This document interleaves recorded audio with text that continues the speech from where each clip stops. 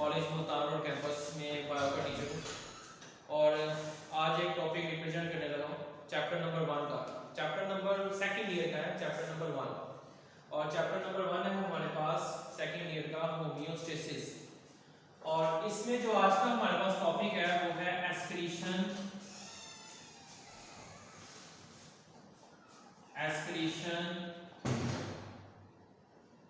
In animals.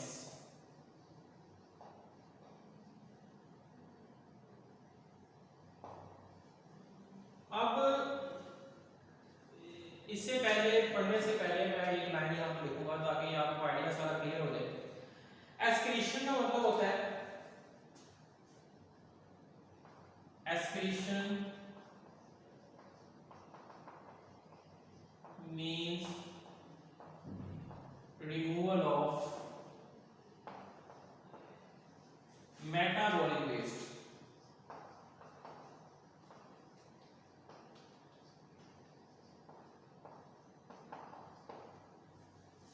From body.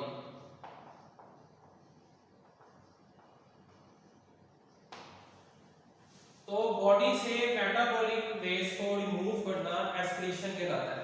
यहां पर जो की पॉइंट है वो है मेटाबॉलिक वेस्ट।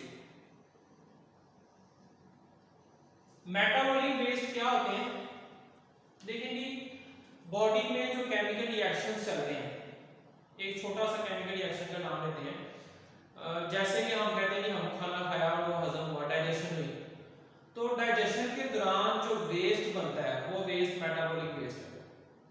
एक और एग्जांपल लेते हैं, ये एग्जांपल आपने 9th में 10th में फर्स्ट ईयर में पढ़ चुके हैं। आपने ये पढ़ा हुआ है कि सेल में सेलुलर रेस्पिरेशन होती है। सेलुलर रेस्पिरेशन होती है। सेलुलर रेस्पिरेशन क्या होता है कि जो सेल है वो ऑक्सीजन की मौजूदगी में ग्लूकोज को तोड़ता है और इसकी ब्रेकडाउन करने के बाद CO2 plus H2O plus ATP बनते हैं। यही सेलुलर रेस्पिरेशन में यही होता है ना कि सेलुलर रेस्पिरेशन हमारे हर सेल में हो रही है। अब सेल जो है वो ग्लूकोज को यूज करते हैं, ऑक्सीजन की मौजूदगी में प्रेजेंस में उसको तोड़ते हैं और तोड़ने के बाद कार्बन डाइऑक्साइड और वाटर बनता है। ये जो कार्बन डाइऑक्साइड और वाटर है ये आपके लिए वेस्ट है। आप इसको जो है वो कह देंगे ये आपके लिए वेस्ट है, इसको यूज नहीं कर सकते। ये जो ATP है ये आप अपनी एनर्जी के तौर पर इस्तेमाल कर लेंगे। अब यहां पर ये जो कार्बन डाइऑक्साइड और वाटर है, that carbon dioxide and water that is metabolic waste. इसको मेटाबॉलिक वेस्ट क्यों कहा है? क्योंकि ये मेटाबॉलिज्म के दौरान बना है। मेटाबॉलिज्म क्या होता है? वो तमाम केमिकल रिएक्शंस जो हमारी बॉडी में हो रहे हैं उनको मेटाबॉलिज्म कहते हैं। तो ये जो वेस्ट बने हैं ये मेटाबॉलिज्म के दौरान बने हैं, तो इन वेस्ट को हम क्या कह देंगे? Metabolic waste. और इन वेस्ट को बॉडी से एक्सक्रीट करना एस्क्रीशन कहलाता है। तो यहां पर मैं इन्हीं दो की एग्जांपल लूंगा।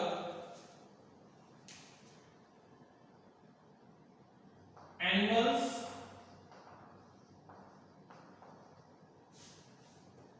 स्टोर या कैटाबोलाइज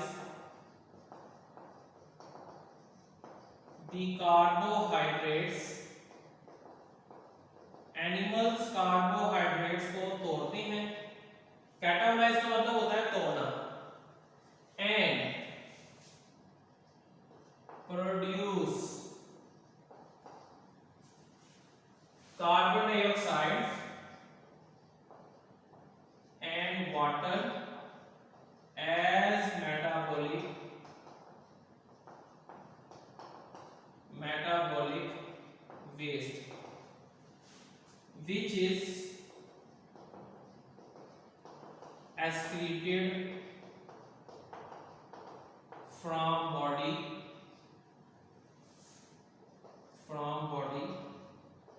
through lungs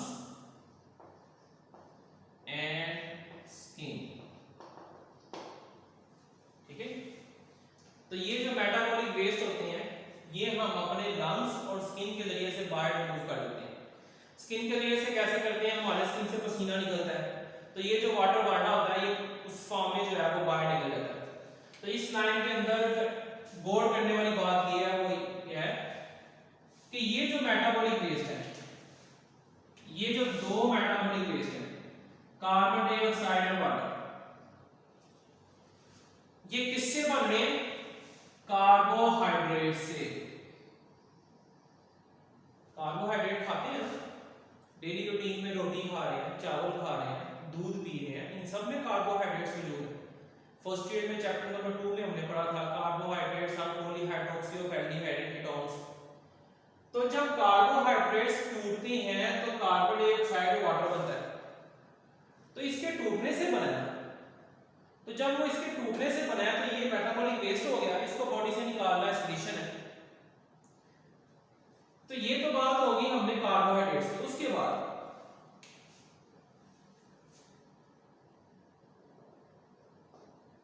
when proteins are catabolized, अब किसकी बात कर रहे हैं, प्रोटीन्स की। when proteins are catabolized in body, animal body or cell,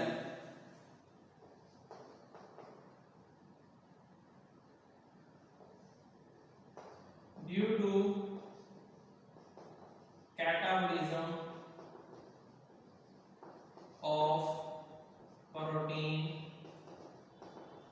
amino group is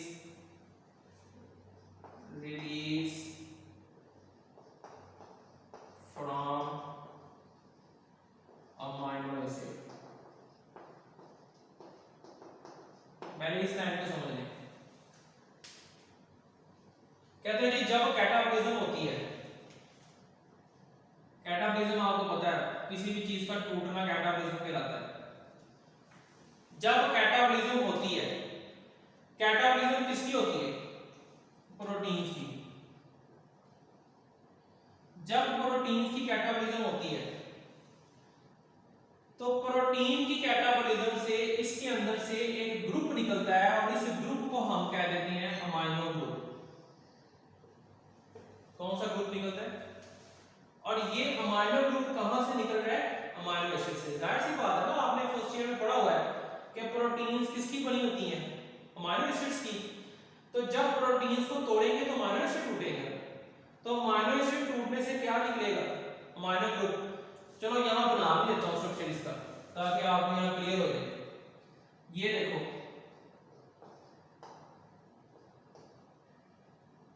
ये एक अमाइनो एसिड का स्ट्रक्चर है, ये एक अमाइनो एसिड का स्ट्रक्चर है, और इस स्ट्रक्चर के अंदर ये अमाइनो ग्रुप है, अमाइनो ग्रुप। अब जब इसकी कैटाबॉलिज्म होगी तो यहां से अमाइनो ग्रुप क्या होगा, निकल जाएगा।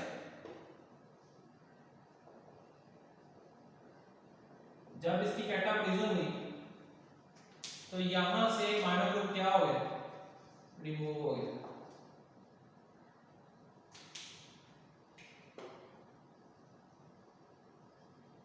ठीक है, ये अमाइनो ग्रुप रिमूव हो गया। अब क्या होगा, एक बात और ध्यान में रखिएगा, that amino group is not again used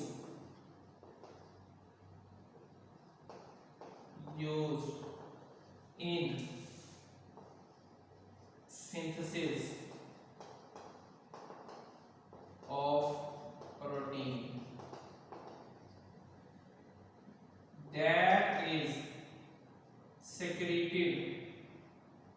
excreted by body in form of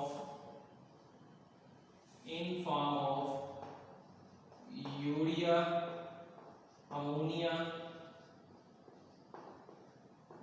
and uric acid.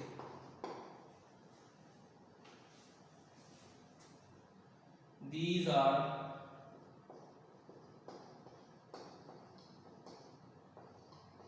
also known as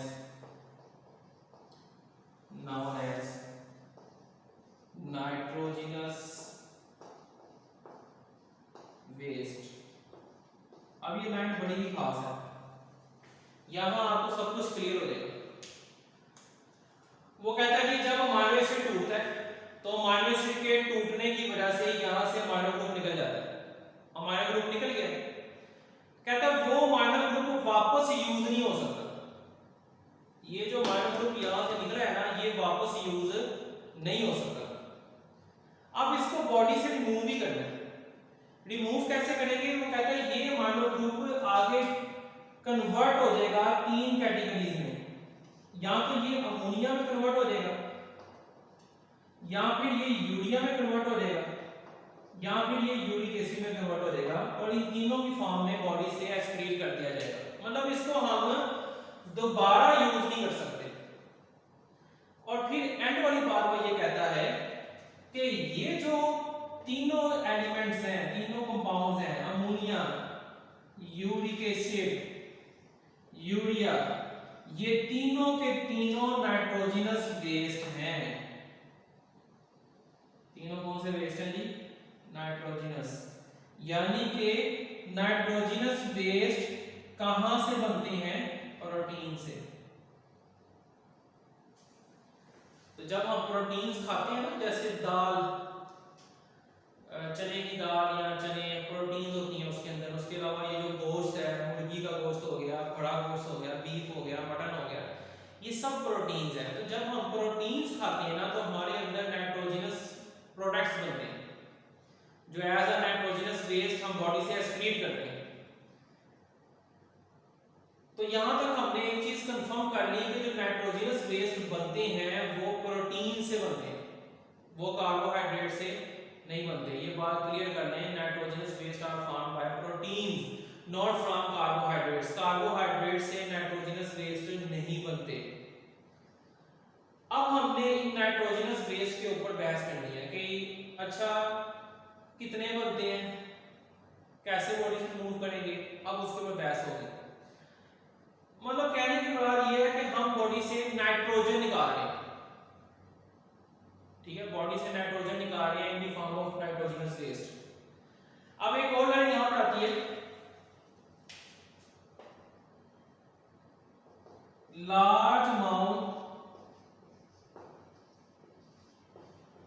large amount of nitrogen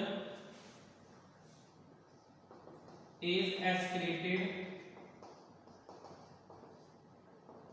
in form of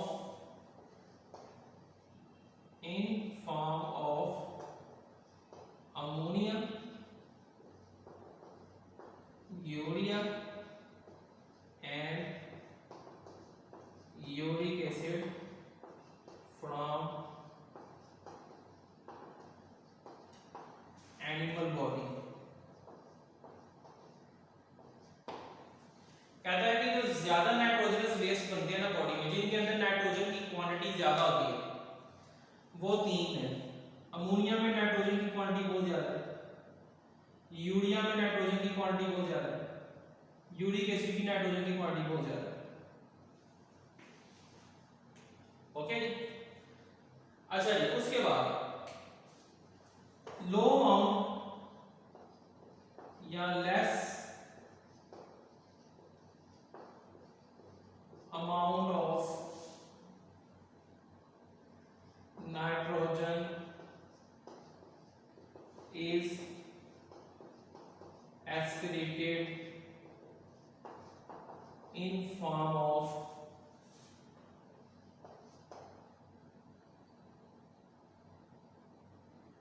less amount of nitrogen is excreted in form of purines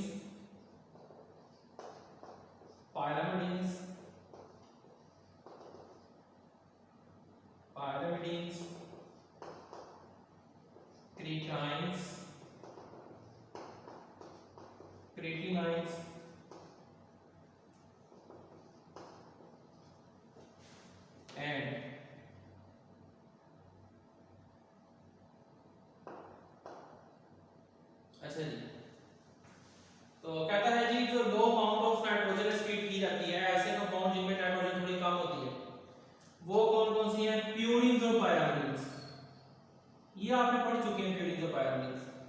कहाँ पढ़ा होगा? First year में chapter number 2 में DNA का topic था, और DNA के अंदर हमने पढ़ा था कि नाइट्रोजनस बेसिस दो किस्म की होती हैं, न्यूक्लियोटाइड बेसिस दो किस्म की होती हैं, प्यूरिन्स और पायरामिडीन्स, डबल रिंग और सिंगल रिंग। वहां पर आपने 4 बेसिस पढ़ी थी, एडेनिन, गुआनिन, साइटोसिन, थायमिन, उनको प्यूरिन्स और पायरामिडीन्स कहा गया था। तो वो प्यूरिन्स और पायरामिडीन्स भी एनिमल्स जो है वो बॉडी से एक्सक्रीट करते हैं, उनके अंदर नाइट्रोजन थोड़ी कम होती है।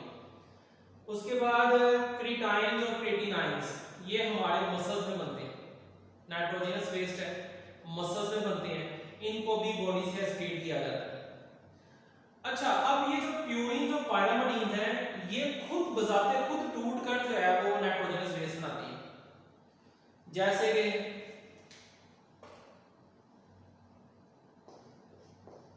Purines and pyrimidines are catabolized and produce nitrogenous waste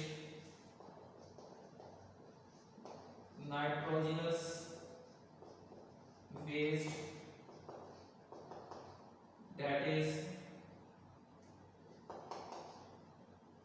xanthin, hypoxanthin,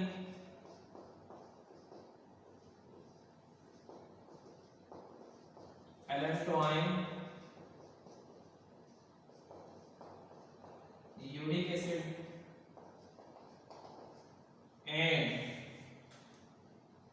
ammonia. तो यहाँ पे एक चीज आपने ध्यान रखनी है, ये जो प्यूरिन्स और पायरामिडीन्स होती हैं, that is purines and pyrimidines, ये भी टूटती हैं और इनके टूटने से भी नाइट्रोजनस बेस बनते हैं। और वो नाइट्रोजनस बेस कौन कौन से होते हैं? xanthin प्यूरिन से बनता है, हाइपोxanthin नेचुरली अकरिंग नाइट्रोजन बेस है, प्यूरिन से बनता है, allantoin यूरिक एसिड और प्यूरिन के मेटाबॉलिज्म से बनता है, कैटाबॉलिज्म से, यूरिक एसिड एंड अमोनिया। तो ये जो नीचे वाले सारे नाइट्रोजनस वेस्ट हैं, ये प्यूरिन्स और पायरामिडीन्स की मेटाबॉलिज्म से बनते हैं। तो यहां तक मैं अगेन अब इस टॉपिक को रिपीट कर दूं। हमने पढ़ा एक्सक्रीशन इन एनिमल्स। एक्सक्रीशन से मुराद है removal of metabolic waste from body, body से मेटाबॉलिक वेस्ट को रिमूव करना एक्सक्रीशन कहलाता है। इसके थोड़ा सा एक आपको हिंट दूं, आपने इससे पहले जो है वो पढ़ा होगा marine water and fresh water. उसमें आपने पढ़ा था कि फ्रेश वाटर के अंदर जो जानवर होते हैं वो वाटर को बॉडी से एक्सक्रीट करते हैं, और जो मेरीन में है वो साल्ट को एक्सक्रीट करते हैं लैक्टिक ग्लैंड की मदद से, और अपने गिल से एक्सक्रीट करते हैं, किडनीज उसको प्यूरिफाई करती हैं गिल से।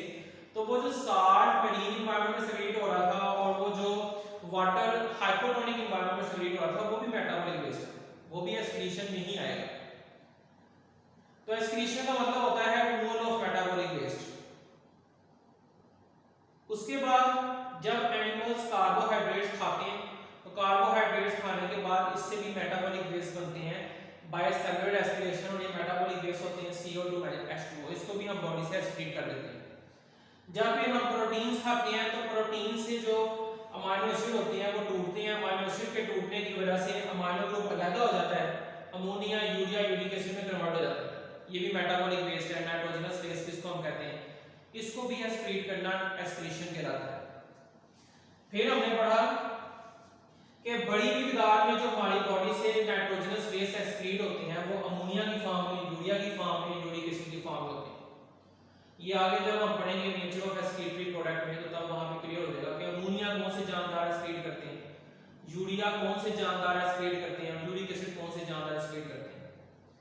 और जो less amount of nitrogen excrete होती है वो होती है प्यूरिन्स की फॉर्म में, पायरामिडीन्स की फॉर्म में, क्रिटाइन्स, क्रेटिनाइन्स की फॉर्म में। उसके बाद जो प्यूरिन्स और पायरामिडीन्स हैं, ये नाइट्रोजनस बेसिस हैं डीएनए के, डीएनए के अंदर होती है। जब ये टूटती हैं तो ये भी नाइट्रोजनस कंपाउंड बनाती हैं, जैसे कि xanthine, hypoxanthine, allantoin, uric acid and ammonia। तो that is the excretion in animals। और इसके साथ भी टॉपिक मुकम्मल होता है। इंशाल्लाह नेक्स्ट जो है वो टॉपिक में उसको डिस्कस करेंगे बाकी इसके साथ। ओके, अल्लाह हाफिज़।